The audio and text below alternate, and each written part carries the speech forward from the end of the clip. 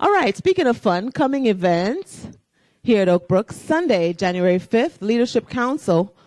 That's today. Leadership Council meeting is right after the celebration. If you would like to join, anybody can come in and watch how it works, in the undercurrent here at Oak Brook. You are more than welcome to do so and to lend your voice as well. Monday, January 6th, which is tomorrow at 7 o'clock. Huh? Sure. Come on down, Miss Cindy Grimes. Good morning. Reverend Peggy asked me to make a special plug for this event. It is one of the Interfaith Alliance presentations, and it's Reverend Zev Harari of the Temple Beth Shalom who will be speaking at the First Congregational United Church of Christ. It's part of the Interfaith Alliance. It's a wonderful event for us, especially as Oak Brook Center for Spiritual Living, to support. The last event they had, I believe, was Muslims speaking at the Jewish temple, which is pretty cool. So now we've got the Jews speaking at the Christian, and I don't know, I guess the next one will be a Christian speaking at the Muslim temple. So anyway, it's a great time. Several people here were at the last event, so please do come join us tomorrow. Thank you. And it's wonderful to see how all the different faiths within Ocala are all working together to make this place a better place. We celebrate not only our differences, but the similarities within each of our different religion backgrounds. So that's really good. World of Wonder 2014 Spiritual Living Convention, February 16th to the 21st. We've been talking about this for a while. This is a conference that's going to be here in our neck of the woods, and we're really excited because a lot of times conferences aren't this close.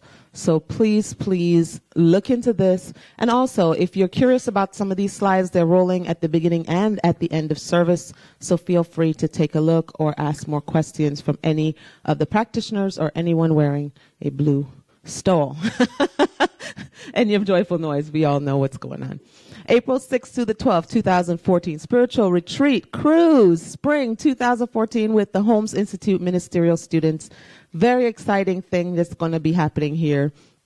I think it's not too late. Is it too late to get that wonderful price? Okay, so the beautiful price is still available. So it's not too late to get this great price on this 7-day cruise to the Caribbean. Amazing. The 21st of January is when you need to have all your monies in. 750, correct? Total. Okay. So 750 total, and you guys can be on a 7-day cruise. Includes food and entertainment and the classes that we're allowed to go to. Amazing. Wonderful. And we are needing youth volunteers. Miss Shanna Holloway, I always do that to you. Yeah, I still need some help with the kids. All I'm asking, because this is the way it works, the more people we get, the less you have to be there, less often we have to go back there. What I'm needing is, really we could manage with 4 more, because that would give me 1 every 6 weeks is how often I would need you back there. It's just sit and basically watch them color, answer any questions. As far as teaching a lesson, usually what I would do, like I'm doing this month, today with E-Man especially, is give you an overview of what the lesson was that I taught that morning to the early comers, and then you just answer any questions they would have throughout the service. So that's one of the main things that we're really, really needing. We had a conference throughout the entire CSL yesterday. We did a video conferencing with a bunch of the different youth directors, and let me just tell you guys, number one, we are way more advanced technologically than some of these people are. I was shocked. We do so much here, and they are so new to some of this stuff. So we are really ahead of them there. Y'all just don't even know. It was awesome. But we have a great group of people that lead the youth in CSL, and camps are starting up, and they're getting really, really super involved. So the more we get, and the more the kids get excited about it, the more the adults get excited about it, the more it happens and catches on, and we'll just grow by leaps and bounds, because the kids will start bringing their friends, and then we'll really get to going. It'll be a lot of fun. The other thing that I'm doing, the bottom half of that slide, the project thank you. Anything that you currently volunteer at, anything you've done with, especially within the last year, that maybe no one really truly knows about, I've got some pieces of paper that you can write it down on and give it to me, and we're going to do an amazing presentation in a couple of weeks as a thank you to everyone that helps out around here. It's going to be a lot of fun. And just another sidebar here on the volunteering with the youth. Keep in mind that you won't miss the service completely. The service will be on YouTube, available for you to be able to watch that week's service. So you won't miss the service. You can go home and watch it not right afterwards, but somewhere in the middle of the week, towards the end of the week. Wednesday, Thursday, it should be up on YouTube, and then you'll be able to see the entire service and message and music and everything. So even if you volunteer and you're in the back, you'll get a chance to see the service still. Okay? And now the Science of Mind reading with Lita Perez Castillo. Is she here? It's okay. We just roll with it. Norma Anderson is stepping up to the plate here.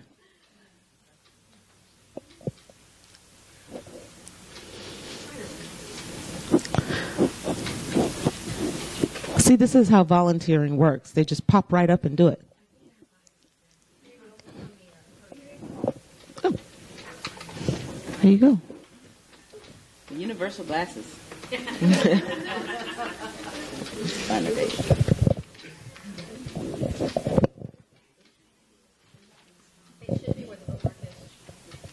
Wonderful.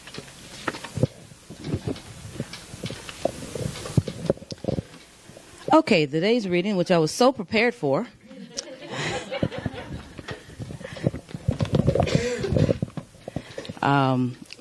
It's entitled Meeting Special Needs. Cindy, this is your worst pair of glasses. Starts with a quote. Donna, do this. I can't see with these glasses. Give me your glasses. See better?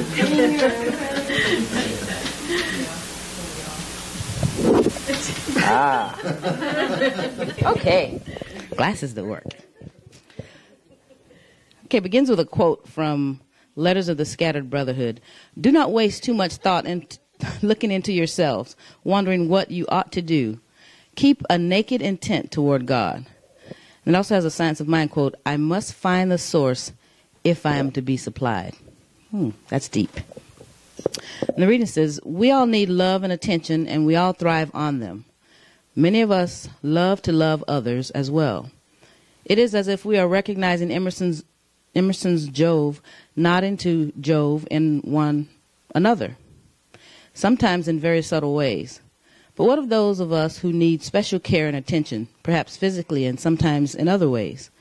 It is not so easy to be forthcoming to those whose needs are always greater than ours. Even if they are grateful and sweet-natured about our ministrations, our patience can grow thin and sometimes ragged. Why is it always when I am the most worn out? I know a woman who, as she told me, borrows patience out of the air. I need to meet her. She has a caregiving situation that has grown over time, so she works it into her day, but I know it gets tedious. Wisely, she takes time to herself for her own renewal, and for the rest, she turns to her inner spirit over and over and over again. She told me that God has her back, that there is a smile left at the end of the day as she surrenders herself to the inner contentments of her own spirit. Crosswords may come, but they also go when relationships are founded on love and understanding. I'm sure that those should have been crossroads. Anyway, it is good to remember when sometimes one more word can bring a harsh comment, that in the touch of a hand, the divine is revealed. And the affirmation? I live in the glow of oneness. I trust infinite guidance and wherewithal as I perform special tasks. Everything I need is given as I need it, and I am always replenished. And so it is.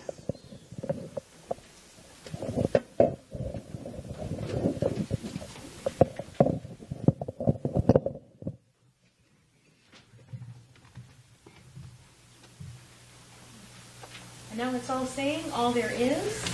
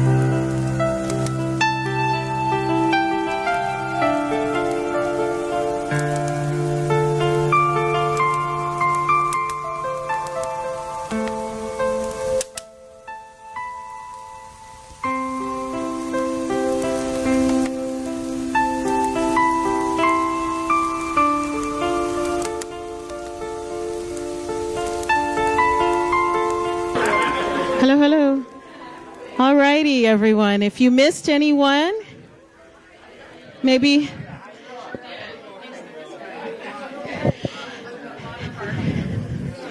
Aren't hugs awesome? Yes. If you missed anyone, you can grab them after service. Make sure you get some more hugs. It's a great way to start the week. And to lead us this morning in our affirmation, our weekly affirmation, Mr. Grady Grimes, my other half. Good morning. All right, our weekly affirmation. Read along with me. I live in conscious awareness of the divine presence within me and in every outer aspect of my life. I live in gratitude, knowing all my current needs are met. I live in joyous expectation, knowing the future is unfolding in miraculous, magnificent ways at this very moment. I accept all the good that is coming my way in 2014, and so it is. And then from what we believe in the incarnation of the Spirit in everyone, and that all people are incarnations of the one Spirit.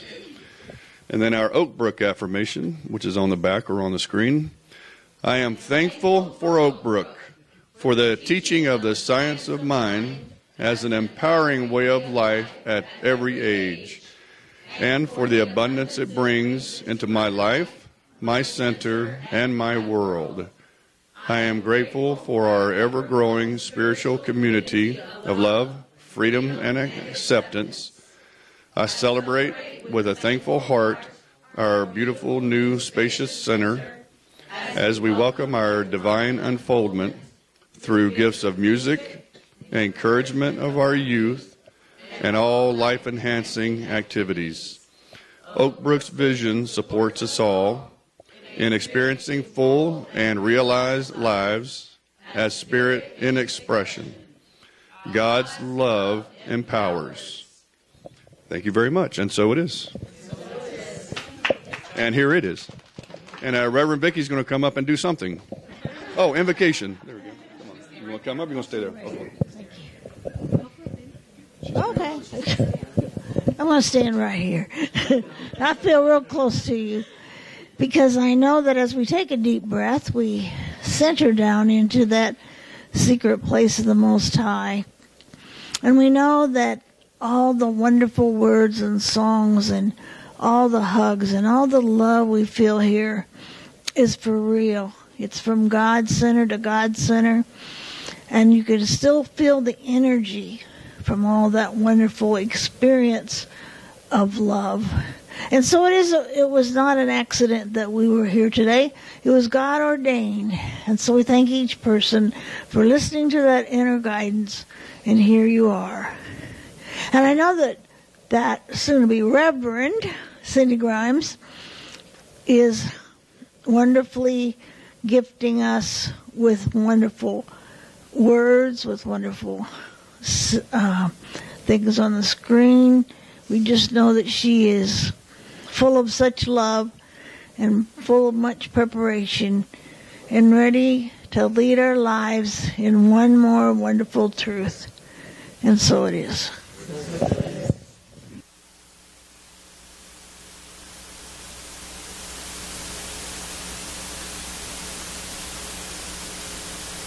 Am I on? Okay. I sing this song a lot. It's kind of like my signature song. It's too bad I didn't write it. But it's got really beautiful words. And if you're new, you haven't heard it before, please just make it your own. It's just a beautiful affirmation.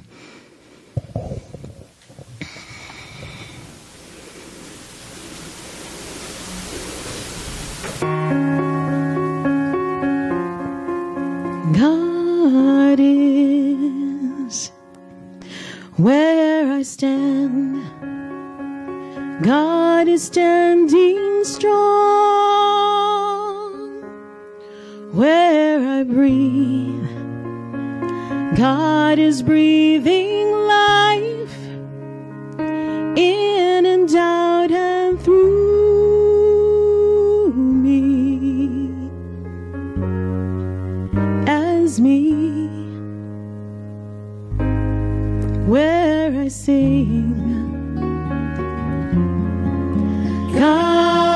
God is, and where I dance, joy lifts my feet, and where I live, beauty's flowing free, in and out and through me, as me. For where I doubt, God is the faith in me, and where I cry,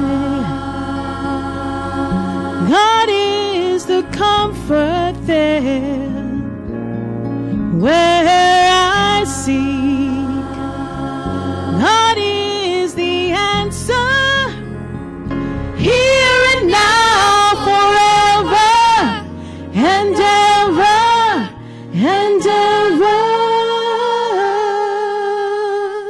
Where I speak, truth is, and where I work, love is my career,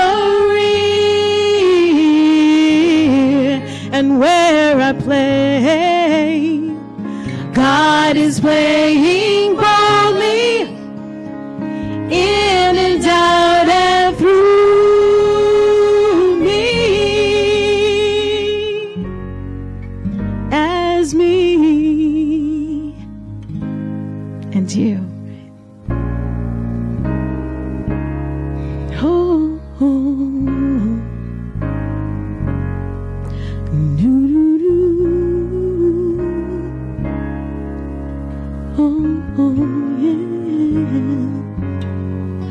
Where I am, where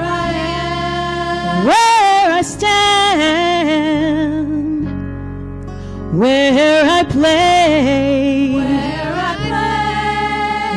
I work and breathe and move and be, where I sing, where I dance, my dance, wherever I go.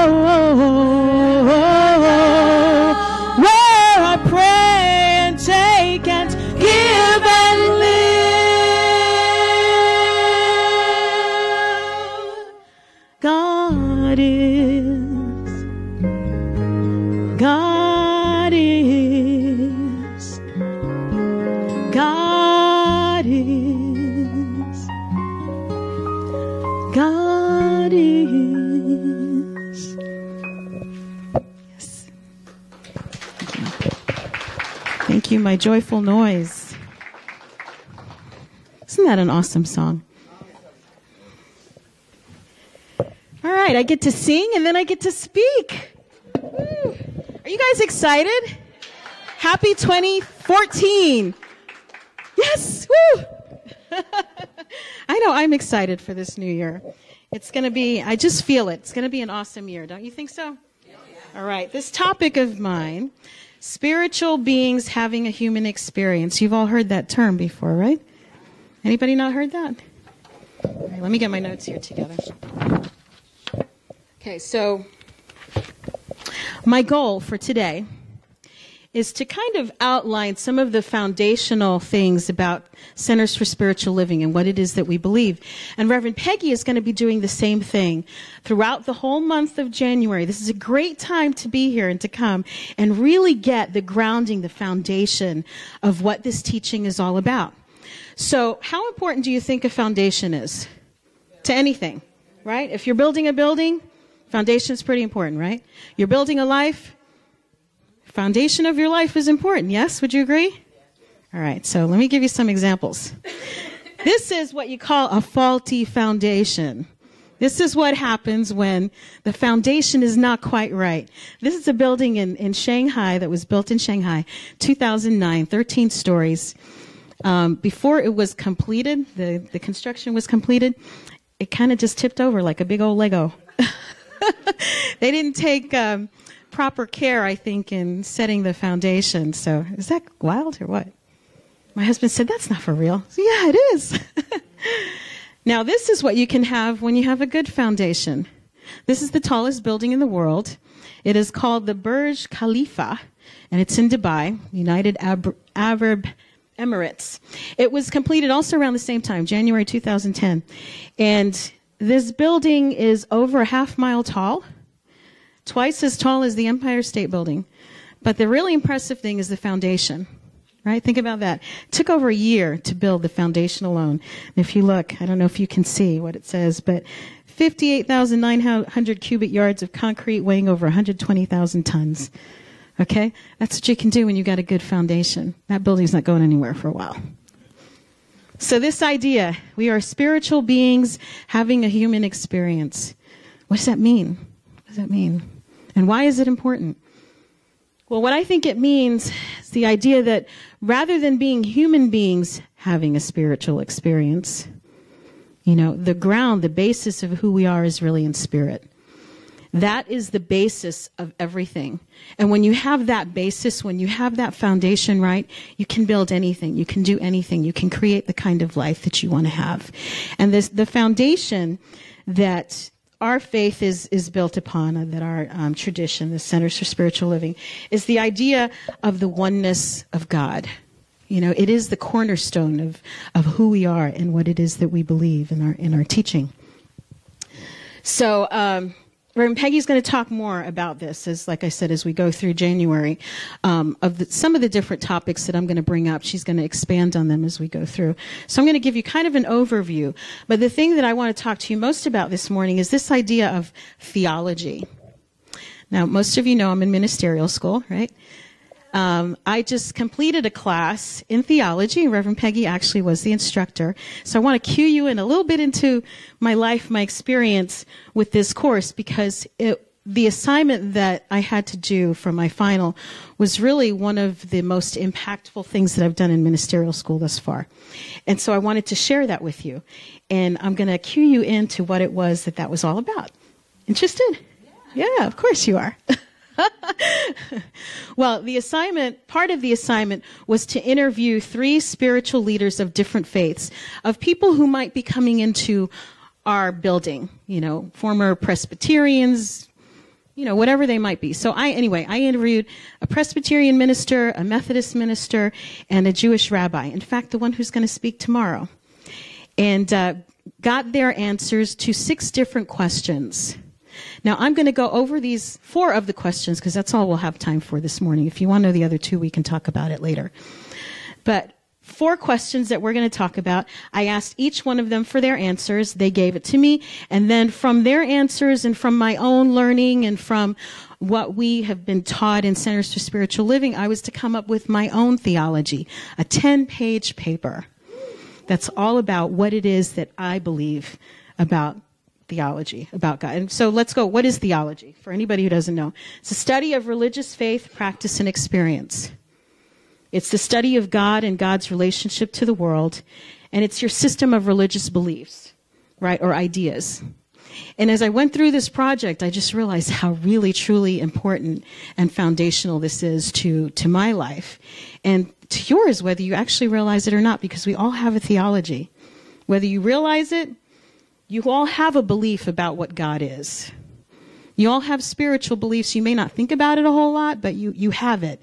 And it is driving the machine, so to speak. Those lights are really bright. Okay, so you want to know what the questions are? Yes. Okay, all right. Question number 1. Think about these questions. I want you to be asking them to yourself.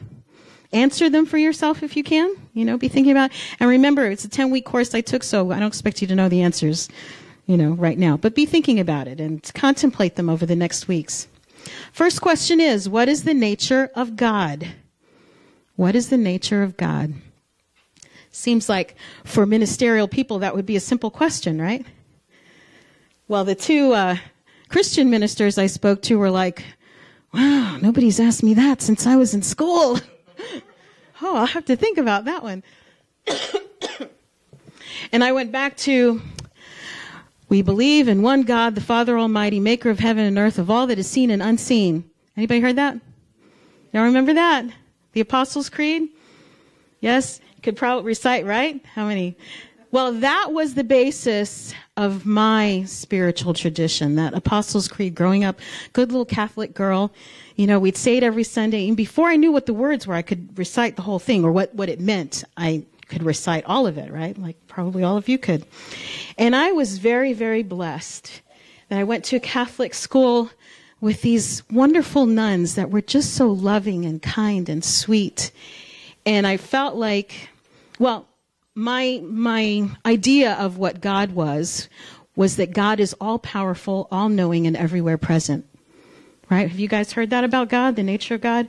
Every religious tradition teaches that. So I learned that, but I also learned that God is a God of love. That God loved me, that God wants the best for me and for everybody else. So God is all there is, and God is love. That was the tradition that I grew up with till I was about second grade. Now, I didn't realize how blessed I was to have started with that foundation until I started doing some more research for this talk.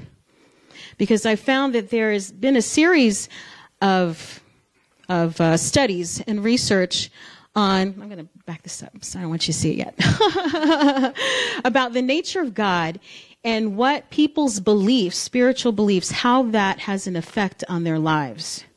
So people who believe in God tend to have better mental health. But even more specifically than that, it's not just having a belief in God, it's what you believe about God, what your thoughts are. So now you can see. This is kind of a compilation of probably 4 or 5 different studies that I read. This is very general, but you guys can go into the literature if you want and look this up. Because what it shows is that people who believe that God is an angry God, that God is judgmental, that God is wrathful. I know there's some people that grew up with that in here, right? They have increased social anxiety, increased paranoia, obsession, and compulsion. And if you grew up with the idea that God is a loving God, it's the opposite. You have fewer psychiatric symptoms. Isn't that interesting? It makes sense, though, right? I'm going to find some words from the study because I want you to hear just what they said. And hope my glasses work better for me than they did for Norma. Okay. It says, belief in a benevolent God inhibits threat assessments about the dangerousness of the world and thereby decreases psychiatric symptoms. But belief in a punitive God facilitates threat assessments in the belief that a world is a dangerous place and that even God poses a threat of harm and therefore increases psychiatric symptomology. So does this mean that God-fearing individuals are more anxious because of their beliefs? Or that individuals who believe in a loving God have less to worry about? The researchers say probably both. How interesting, huh? So I started out believing that God was all loving and wonderful, and my experience with the teachers that I had bore that out. But there was a point where it changed. There was the second grade nun who was like the stereotypic nun, that you see on the bad TV shows where they're pulling hair and pulling kids' ears and wrapping their knuckles with rulers. And I thought, wait a minute, this is not the loving representative of God that I thought I was supposed to be working with here, So that idea changed for me for a little bit. So, some of you may not have grown up with the idea of a loving God. Maybe you were taught about the angry, wrathful God that you had to be on the lookout for. That you had to hide from. You had to make sure you behaved so he didn't strike you down with thunder, right? Lightning. But aren't we lucky? Master Yoda says what you must unlearn what you have learned. If you have beliefs and you have ideas that don't serve you, you can release those. We don't have to believe that stuff anymore. After that second grade, then I started hearing stuff about this devil and, God only spoke to people like, thousands of years ago. He doesn't speak to anyone now, and he certainly can't speak to you, right? What other kind of nonsense did we hear? So did I say that? Sorry. You know, we heard things that, at least for me, didn't make any sense. You know, it didn't make any sense to me.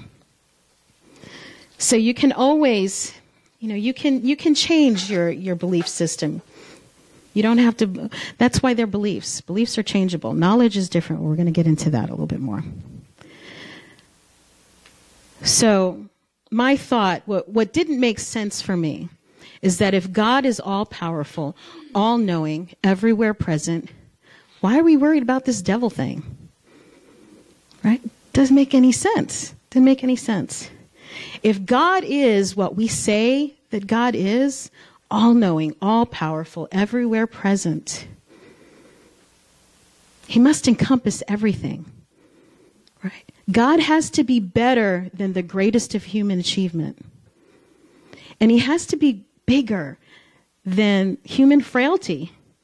So this idea of God being wrathful and angry and all of that, to me, it's kind of like we're creating God in our image.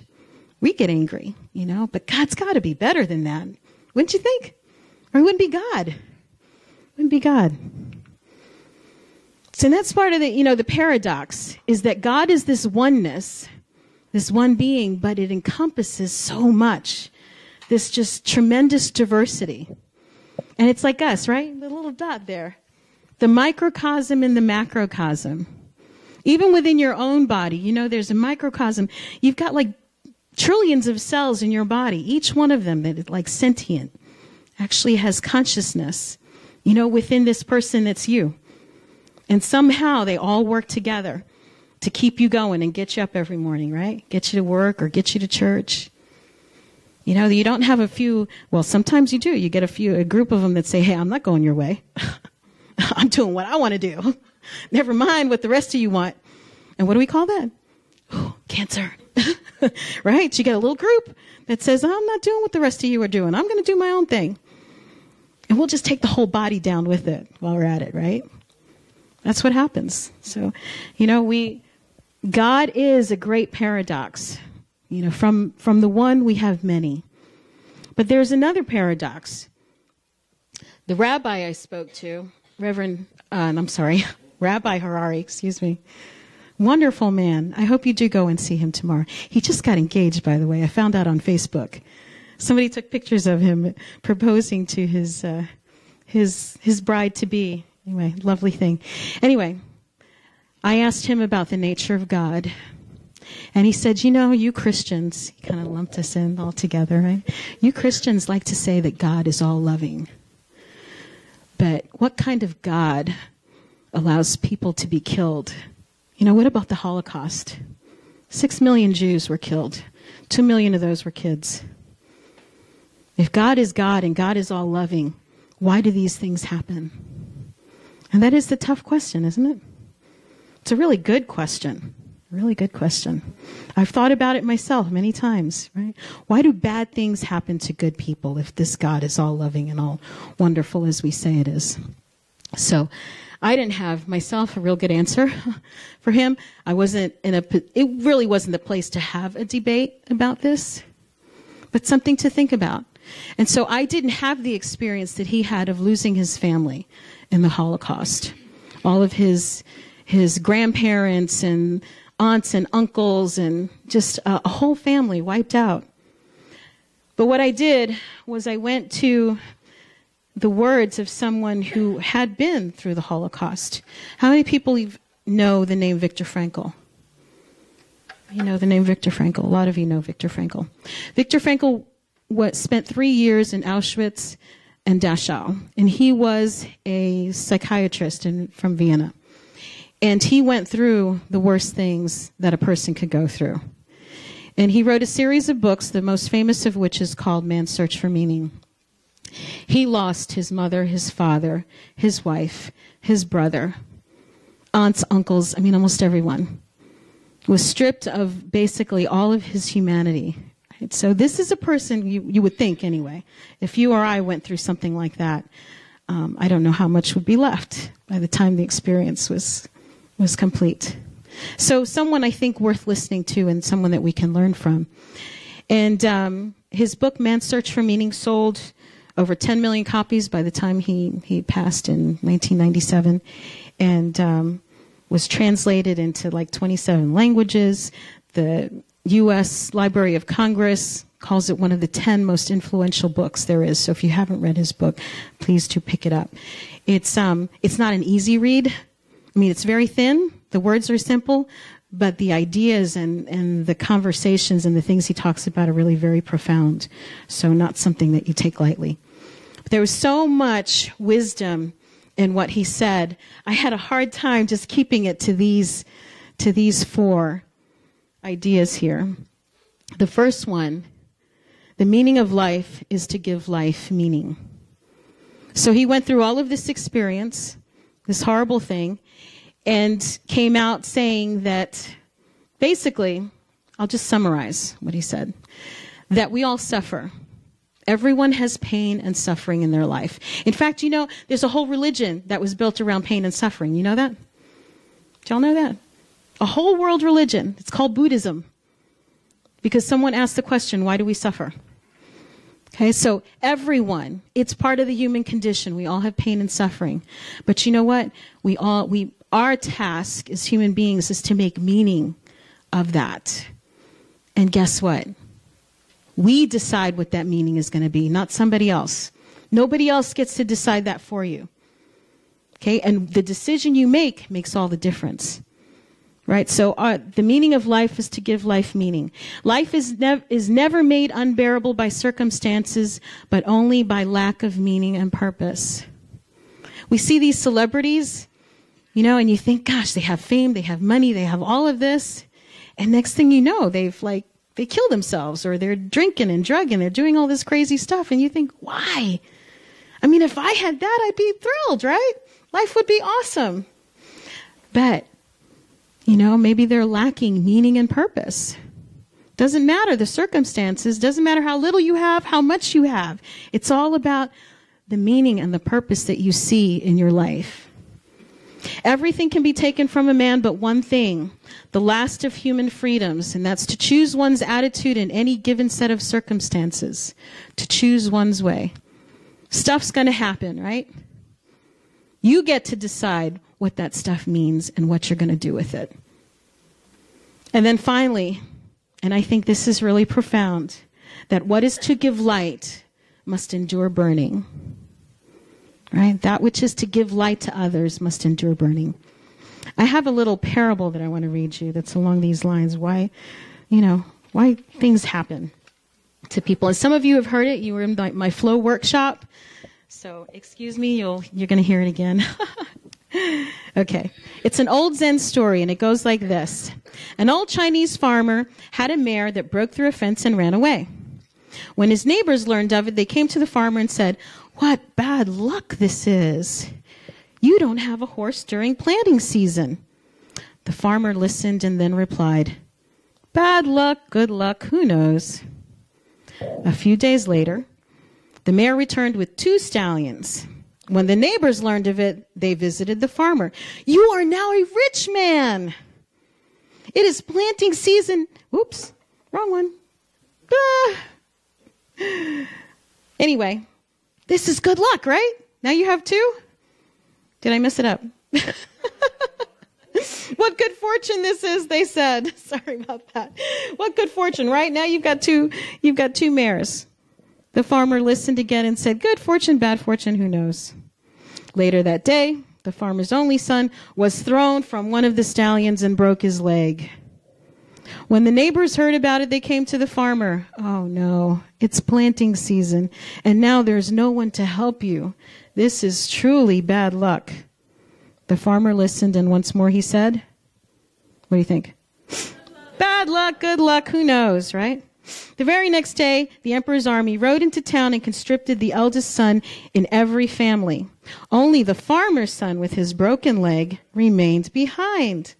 Soon the neighbors arrived. Tearfully they said, "Yours is the only son who was not taken from his family and went to war. What good fortune this is." Right? Good luck? Bad luck? Who's to say? Who's to say? So the wise farmer, unlike his neighbors, does not judge events as good or bad. He practices non-judgment and therefore avoids the trap of labeling something in mind.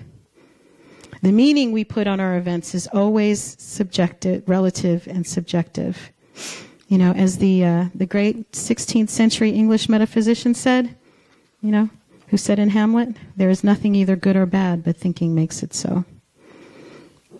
So maybe that's the answer. It's an idea anyway, right? By the way, you never have to believe anything I say. I invite you to consider the possibilities. Are you ready for the next question? All right, nature of God. The next question is, what is God's relationship to humanity? And I believe the answer to this question is inherent in the first question, right? If God is all there is, then we are a reflection, or we are a manifestation of God. And I love this quote from Rumi. You are not a drop in the ocean. You are the entire ocean in a drop. Isn't that something? So you're not this little tiny human being. You're God stuff. You maybe not all of it. You know, like the drop is not the whole ocean, but you're God stuff. How cool is that? What is that? I believe that we are the mind, the heart, and the body of God. You know, we're the mind of God. Think about this. Look at this room. Look at everything in this room. Most everything in here is man-made, right? Got the stage here. We've got carpet. You've got paint on the walls, the ceiling, everything. Would you agree that everything in here that's man-made existed as an idea before it was manifested as an object, right? Or thing? Someone had to have an idea first, and then they said, I'm going to make such and such, and they did it. Right? Now take a look at your hands, your feet, right? Your body. Look at the people next to you. If we follow that same reasoning, each one of you, each one of us, human beings, the plants, the nature outside, had to exist as an idea somewhere. Right? Had to be an idea someplace. There had to be a blueprint. There had to be some kind of a plan for it to come together. And I would say that blueprint, that idea, exists in the mind of God. See, because we are created in the image and likeness of our Creator. That doesn't mean that we look like God. It means that we have the same attributes of the God that created us. It means that we are creators as well. It means that we have mind. We think, we use the mind of God as we create. The rabbi, he was my favorite interview, by the way. He was awesome. When I asked him this question, he said that he sees God in his relationships. As he deals with people and they deal with him in all of his relationships, that's where he sees God. So think about that, you know, as you pass a stranger or your acquaintances or maybe people at work, your friends, your parents, your children, your lovers, your siblings, everybody. Those are all relationships that are opportunities for you to manifest God. And that is how God shows himself, herself, itself to you. Right? All of our relationships. So we're the heart of God. We're the mind of God. We're the heart of God. We're the body of God. God acts and does and is and works through us. You know, how else would it happen? Right? How else? So that's question number 2. See if there's anything else I want to say about that. I think that's it. Okay, so next question. What is the authority for spiritual truth? What am I basing all this stuff on? Right? What do you think my 3 spiritual leaders said? What is the authority for spiritual truth? The Bible, right? The Bible. It's where we differed a little. Okay. Do not believe in anything simply because you have heard it. This is another great quote. And it's not mine. I'll tell you who said it. The Buddha said it.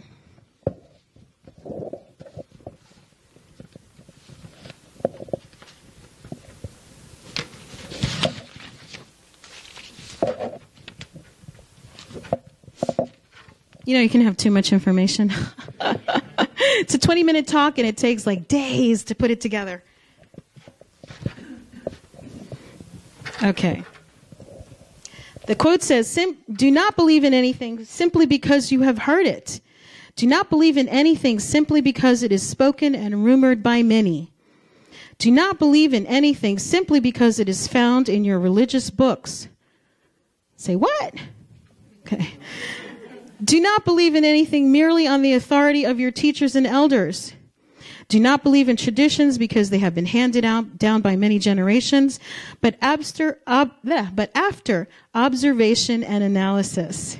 When you find anything that agrees with reason and is conducive to the good and benefit of one and all, accept it and live up to it. Okay? That is one of the coolest things about this church. Is that you're never going to find someone who stands up on this pulpit and tells you you have to believe anything, ever. Okay? We expect that you will use your own good reasoning, your own judgment, and figure it out, you know? We give you the tools, but you have to decide for yourself what you're going to believe, what you're not, what works for you and what doesn't. So what are the ways, back this up again, to say that there are ways that we know things. Maybe you hadn't thought about that. There's basically 4 ways that we know things, that we come to know. Not to believe, because belief can come from somebody telling you something. Doesn't mean you know it. That means you believe it, right? And your beliefs can change. We know that. We all used to believe in a little red, man that wore a red suit. And we saw him recently. We don't believe that. Not as like an actual reality anymore, right? There's no kids in here, is there? So beliefs change. But knowledge is more, knowledge is eternal. So knowledge lasts a while. So that's different. So there's 4 ways that we can know things. The first way is to know scientifically something. And, we're all basically little scientists. From the time we're little, right? We're looking at things, we're experimenting, we're seeing how it works for us, and this is the scientific model. You have a theory, you make predictions, and then you do experiments. And you see, does it work, doesn't it work? And you make observations, and it just goes around, right? Observation, theory, prediction, experiment. Works, right? Our society is pretty much, it's very scientifically based. If it doesn't stand up to science, we don't believe it pretty much, right? But science is based primarily on our senses. And are our senses ever wrong, or are they ever, maybe don't tell the whole story? I'll tell you a real quick story about my husband and I. My husband has no sense of smell. No sense of smell. And I can walk in the door and be like, I have a very keen sense of smell. So I walk in the door and it's like, oh my gosh, garbage needs to be thrown out. Or sushi probably did a dookie somewhere, so let's find it, I can smell these things very quickly, where he doesn't know that it's happened. And I often wonder, what if most people were like him and I was like me, right? How would that world be? I'd walk into a room and be like, oh my gosh, that garbage needs to be thrown out. They'd be like, are you a witch? How do you know that? How can you tell? Right? So we know that our observations and our senses are not giving us the whole picture. So there's another way that we can know. And that is through philosophy. And in philosophy, we use logic. We use reason, we use language, and people have been doing this since the dawn of time. Okay? Our tradition here, Centers for Spiritual Living, has a very strong philosophical base. We're new thought, but we're ancient wisdom. And Ernest Holmes said it, we're not teaching anything new here. Okay? You can go back for centuries, for millennia, okay, and see that the things that we're speaking of reflect truth, so logic and reason is part of philosophy, another way of knowing. The next way, now both of these things, logic, philosophy, reason, and science, are what we call objective. That means that other people can see it, other people can talk about it, other people can experience it, other people can experiment, it can be duplicated. You know what I'm saying? It's objective. There's another way of knowing, that is completely subjective. That means that only the person who experiences that can know what it is. And that is your intuition. Your intuition. The intuitive mind is a sacred gift, and the rational mind is a faithful servant. We have created a society that honors the servant and has forgotten the gift. Albert Einstein. Right? And we think that, he's a scientist, right? But here he is talking about the importance of intuition. And people will poo-poo your intuition. It's just your intuition. Right? They tell you, that's not to be trusted. I've heard people say that. You can't trust your feelings. Can't trust your intuition. It's another way of knowing. Right? Even Einstein said it. Steve Jobs, another big one on using your intuition as a way of knowing. Completely subjective. No one else can know your intuitions, right? Now that's the way, think about your intuition. That's the way you can look across the room and say, that's the person I'm going to marry, right? Or know that this is the job for me. This is my vocation. This is what I was born to do. You don't know why you know it. You just know it. You get that gut feeling that tells you this is the truth. The next way of knowing is direct experience. And this is what we call those transcendental experiences. This is, people will have like a near-death experience, or they have a mystical experience in meditation. And it's an experience of direct knowing of truth. It's like a divine download. Everything just comes, you have the answers, and no one can tell you otherwise. Completely subjective experience.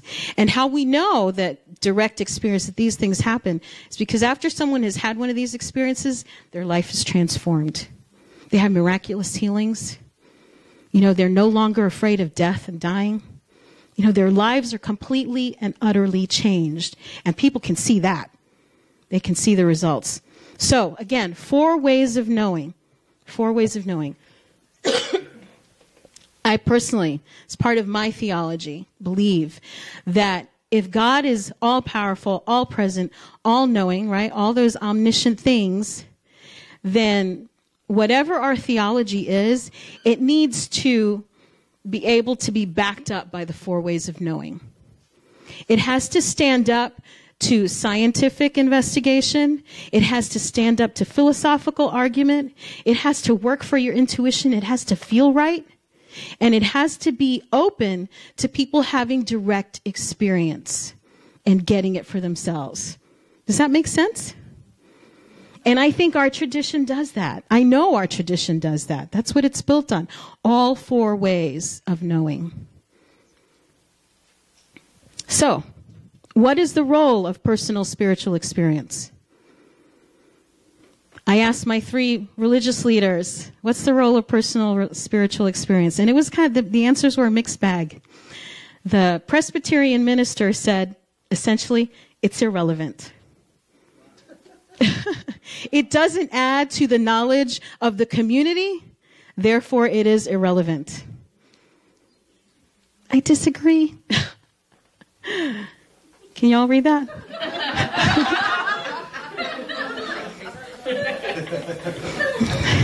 See, I think that your personal experience, that is where the rubber meets the road. Don't tell me a lot of theory. Don't give me a lot of stuff. Give me something that I can use that's going to make my life better. And that's what I feel like we've gotten here, right? We get tools, we get practices. You are always, always, always encouraged to use your personal experience. Try this stuff out in the laboratory of your life. That's how you know it works. And that's why I just quit my job with no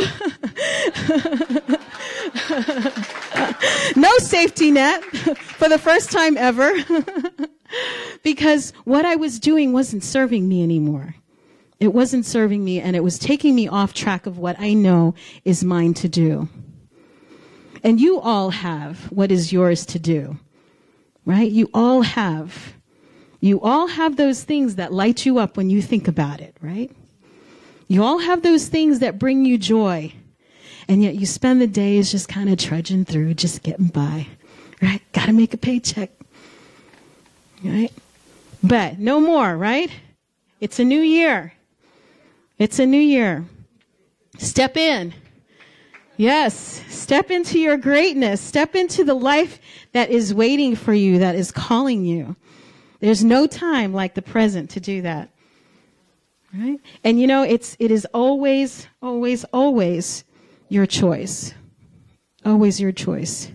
A theology, and again, that going back to why I wanted to talk about this, because your theology, what you believe about God, about your relationship to the universe and to life, what you believe about what your capabilities are, what you can do, what's possible for you, that's your foundation for everything else.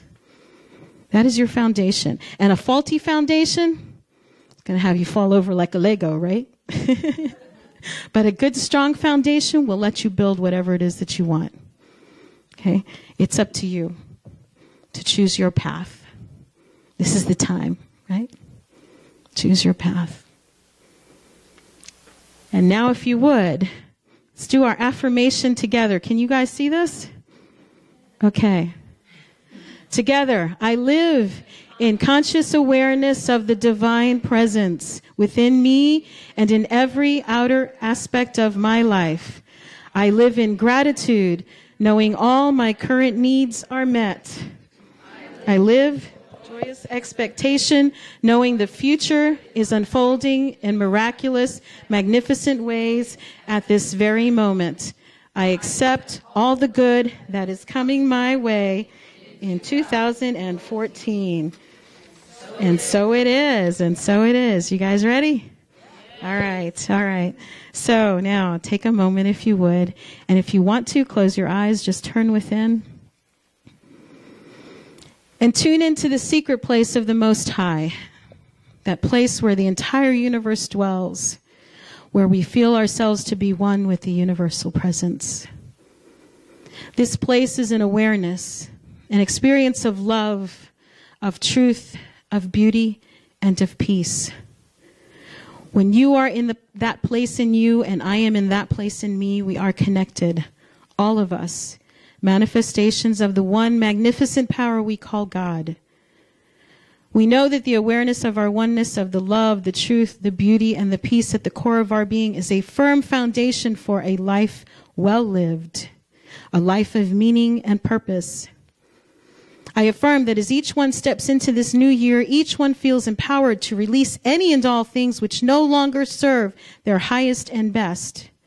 As we release that which no longer serves, we accept into our life that which is life-affirming and life-expanding. I affirm that each one has the confidence, strength, and resources needed to meet any and all challenges. I affirm physical health and well-being, financial abundance, and loving, nurturing relationships for each and every one throughout this year.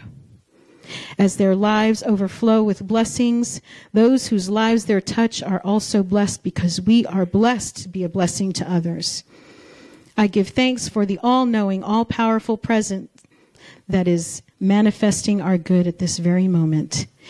Therefore, it is with excitement and great anticipation that I release these words, knowing that 2014 will be the best year ever. And so it is.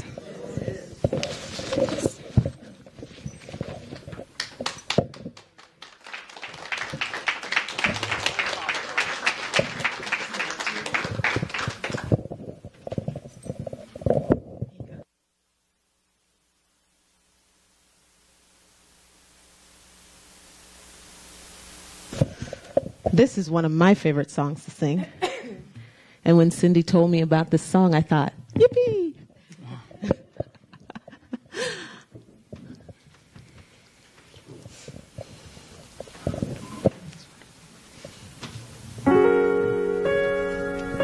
Wherever you stand, I'm calling every woman, I'm calling every man. We're the generation, we can't afford to wait. The future started yesterday, and we're already late. We've been looking for a song to sing, search for a melody, search for someone to lead. We've been looking for the world to change. If you feel the same, just go on and say, if you're out there, sing along with me. If you're out there, I'm dying to believe that you're out there. Stand up and say it loud. If you're out there, tomorrow starting now.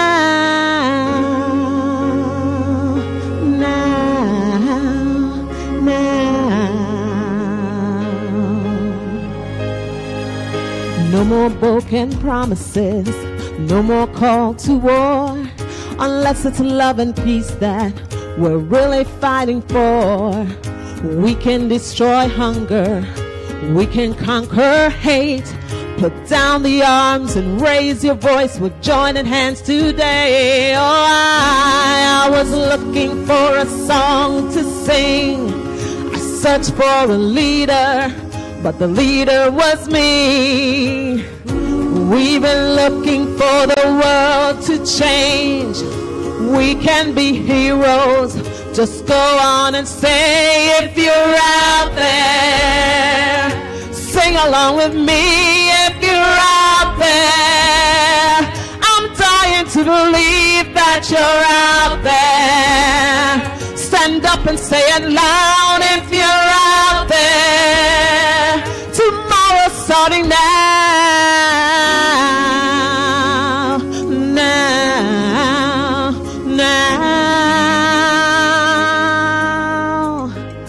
Oh, now.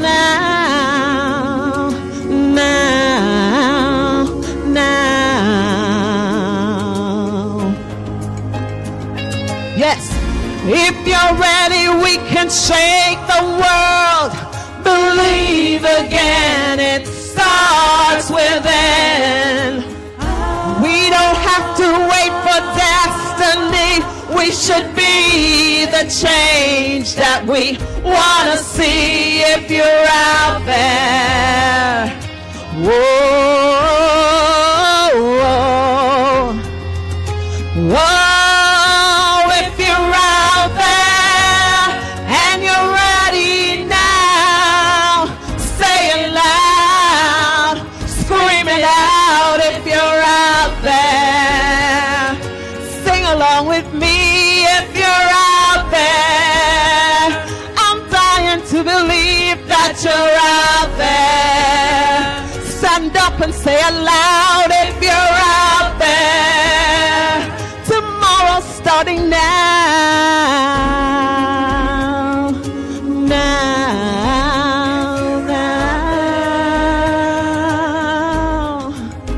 It's starting now.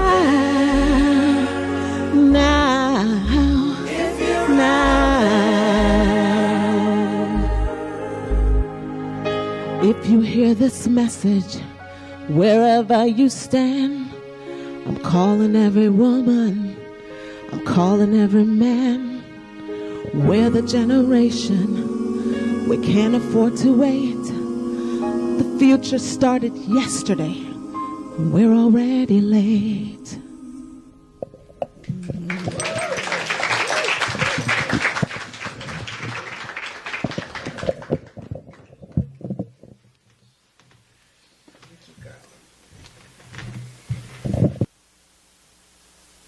Isn't she awesome?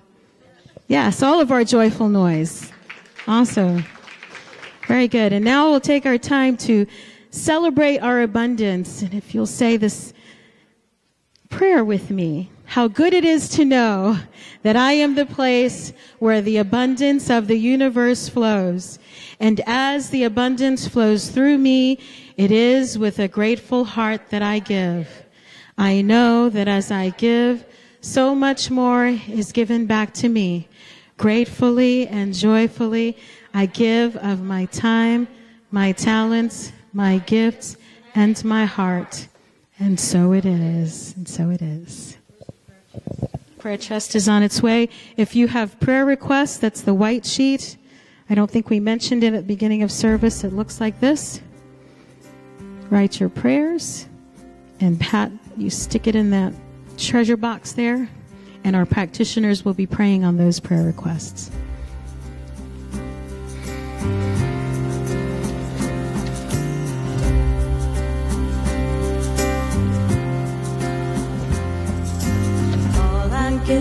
back to me and blesses me abundantly.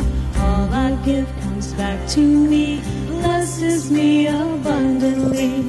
All I give comes back to me, blesses me abundantly. All I give comes back to me, blesses me abundantly.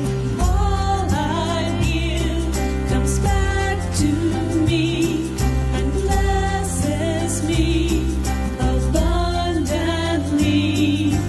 All I give comes back to me, blesses me abundantly.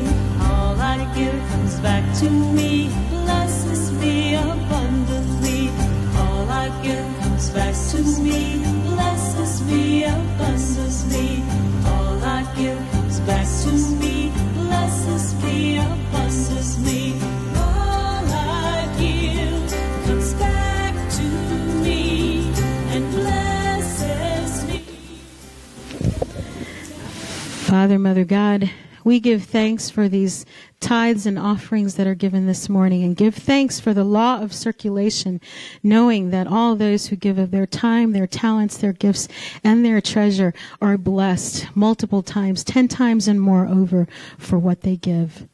We give thanks as well for the prayer requests, knowing that the answer to every prayer is already in the mind and heart of those praying. And we give thanks for knowing that all situations, all circumstances resolve to the highest and best. And we give thanks, and I release these words knowing that it is done. And so it is. And as we prepare for Ken to give us our spiritual mind treatment, we'll listen to this song called Here in the Present by one of my fellow students at Holmes Institute, Melissa Felipe, who is studying for finals and will be taking her first ones this week. So keep her in prayer as well.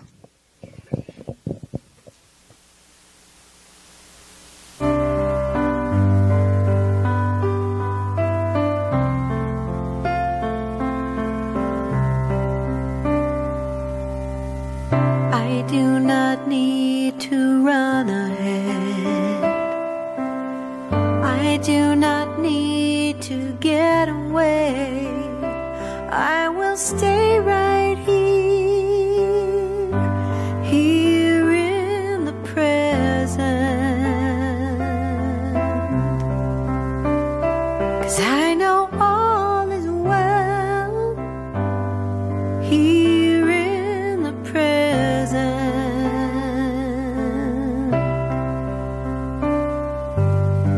I do not need to run ahead.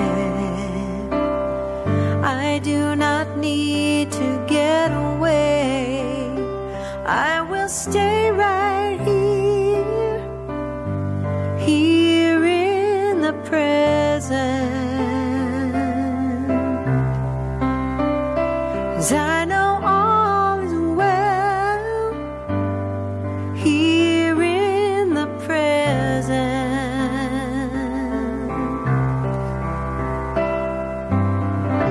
I do not need to run ahead. I do not need to get away. I will stay right here, here in the present. 'Cause I know all is well, here in the present.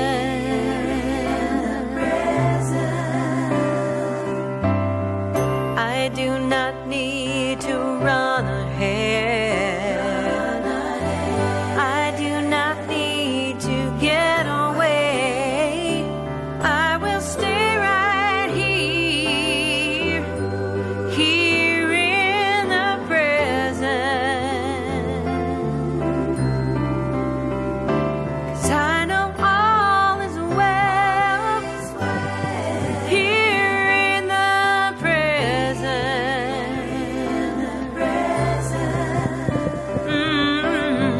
I do not need to run ahead. Mantras teach us that there's no redundancy in prayer. This room, right here, right now, is filled with unconditional love.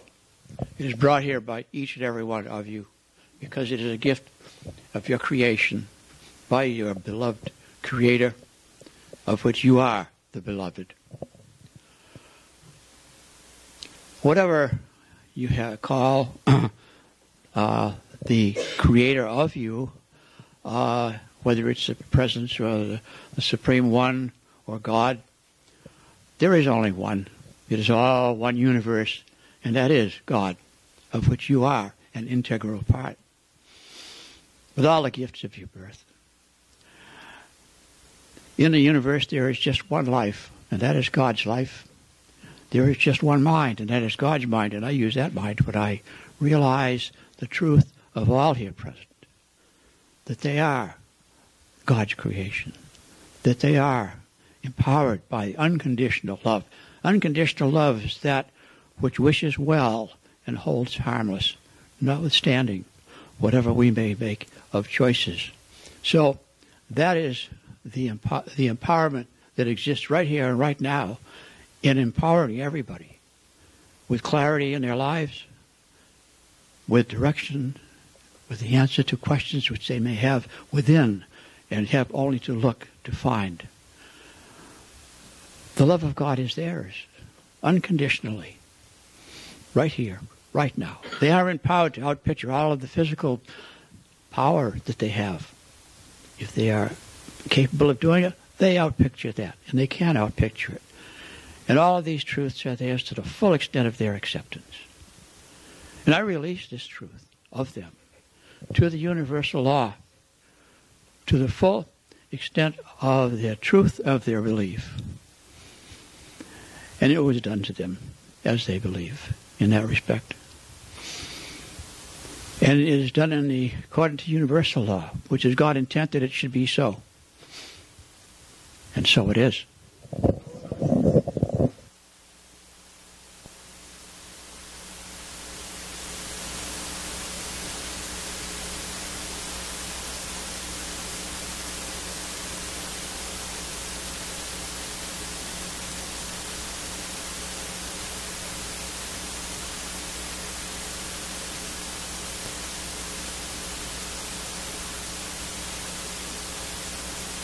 Lights back on? I don't like the dark. This isn't all thing. Everybody up.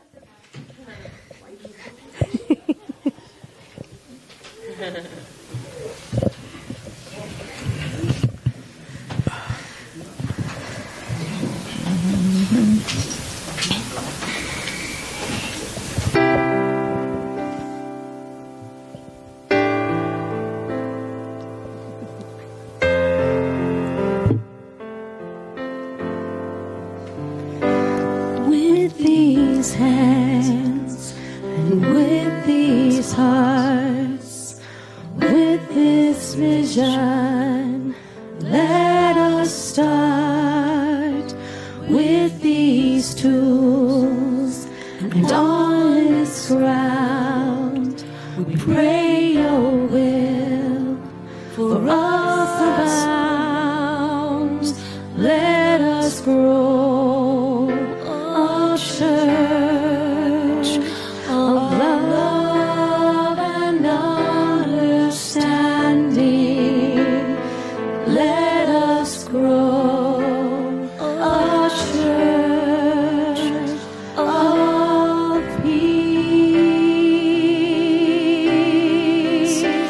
Let us build a foundation strong enough to embrace all in kind.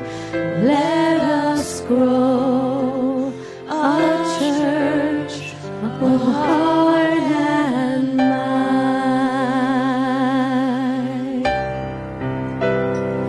In this moment and in this space, in your presence and with your grace, we ask for nothing but for your will to flow through us and be fulfilled, while the walls that may have held us fall to dust upon the ground and simply fade away. And the power of strength inherently that flows within moves us forward now as we begin to grow a church of love and understanding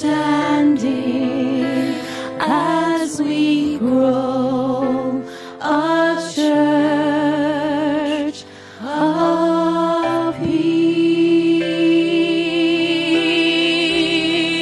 as we build a foundation large enough to embrace all in kind.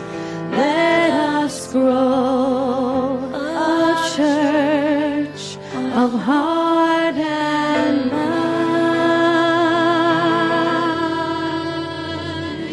Let us grow a church of heart and mind.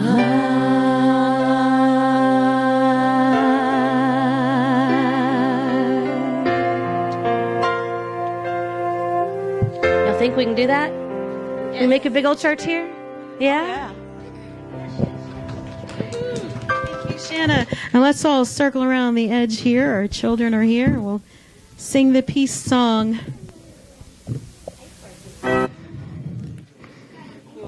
Yes. I don't need to hold that.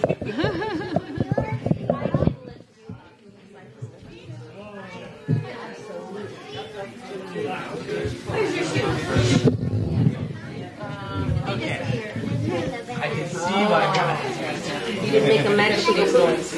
Yep.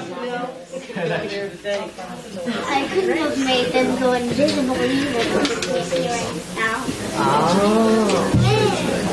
Did you color? Uh-huh. Yeah, you made a pretty picture? Awesome.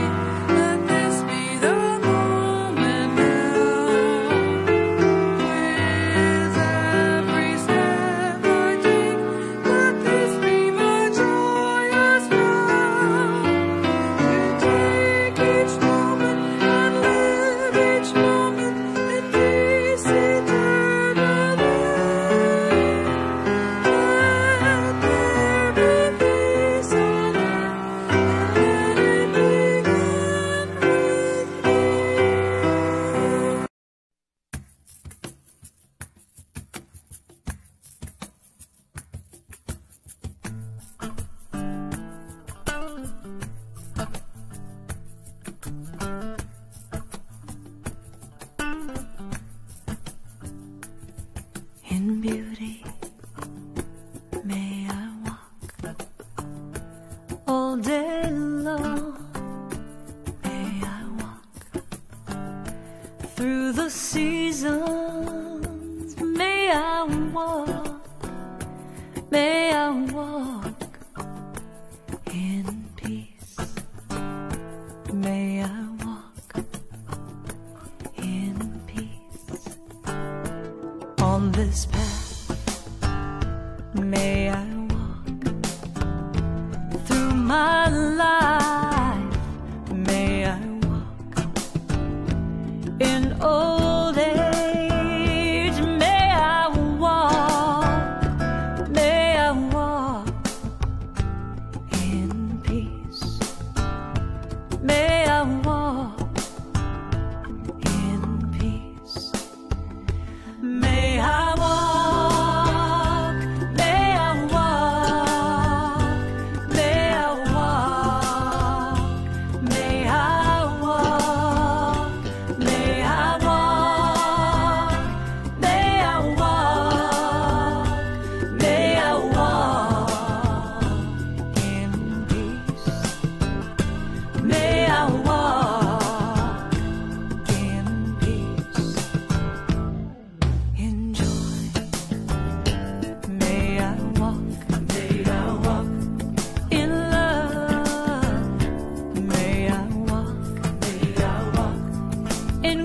gratitude. May I walk, may I walk, may I walk in peace, in peace. May I walk in peace, in peace, in stillness.